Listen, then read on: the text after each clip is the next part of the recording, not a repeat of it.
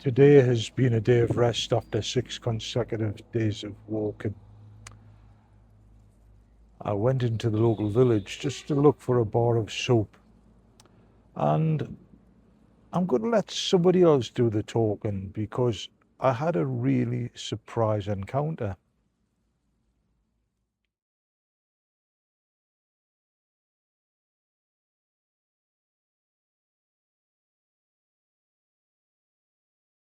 Oh, sure. Can you just tell me a little bit about who you are and just about your life? Okay. My name is Webster Simozia. I'm now 60 years. I have done a research when I was doing my master's degree. And the research is on the factors that lead to absenteeism by the students in the rural setting. And I looked at a district in Zambia called Kalomo. I found that there are so many reasons why students absent themselves. Absenteeism first is very bad because it robs the student a lot of time for learning. Thereby, in the end, the student might not do well in the examinations. I found factors like the distance from school. Sometimes a student may take up to 12 kilometers a day walking to and fro. That is a total of 24 kilometers in a day to reach school. By the time the student reaches home, he or she is tired.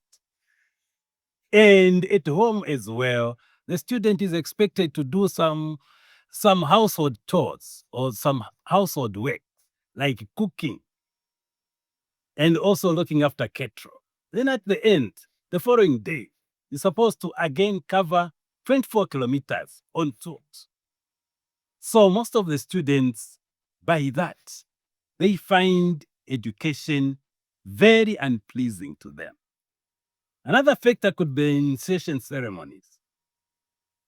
When a student reaches the age of puberty, that is around 15, 16 years, girls are expected to go to an isolated place, maybe in a house, where they are taught by the elder women motherhood, how to look after the husband and how to look after the family. That initiation ceremony can take up to 3 months. They call it informal education. Now, when the student is absent for 3 months, that is the whole term, according to the calendar in Zambia here. And when the exams come, that student is expected to perform well. But that is not possible because the student will have missed a lot during that particular time, hence leading to failure. And the cycle becomes vicious. When the student also has children in the future, the same thing will happen. And also, I looked at the factor of farming. When it's time for plowing, as you know that especially in the southern part of Zambia here, farming is regarded as a very important economic activity. The boys are supposed to be in front of the cattle or the oxen. The girls are supposed to plant. Thereby, the parents will ask, not even ask, let me say, we will just order the students to go for farming instead of going to school. And they may be robbed of about 3 days in a week.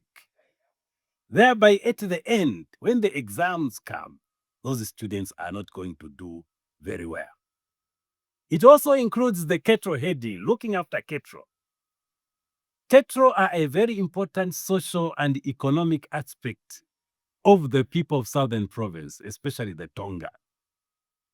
Now, there comes a time when the parents have to force a boy to go to look after cattle instead of going to school. In that case, then the student will miss out at school. They will tell the boy that the cattle are a source from which he's going to get a wife to marry. That is the source from which the households will be sustained when the cow is sold. Thereby, when the student goes to the kettle, he misses out in the classes. And we also look at other factors like maybe the teachers themselves, maybe the type of the education that the students receive is in such a way that sometimes teachers end up bullying the students. You are down, you are this, you are that, you didn't bath properly, you are not supposed to be in school. That discourages the students.